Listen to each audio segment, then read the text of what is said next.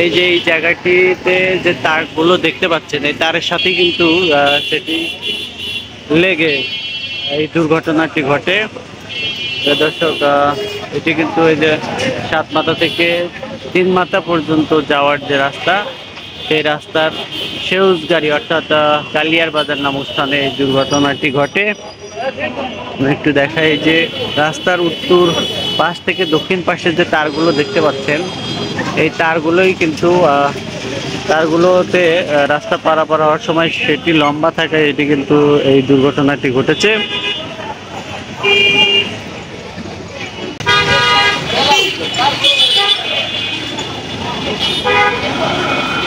এখান দিয়ে রথযাত্রাটি যাওয়ার সময় মূলত এই দুর্ঘটনাটি ঘটে।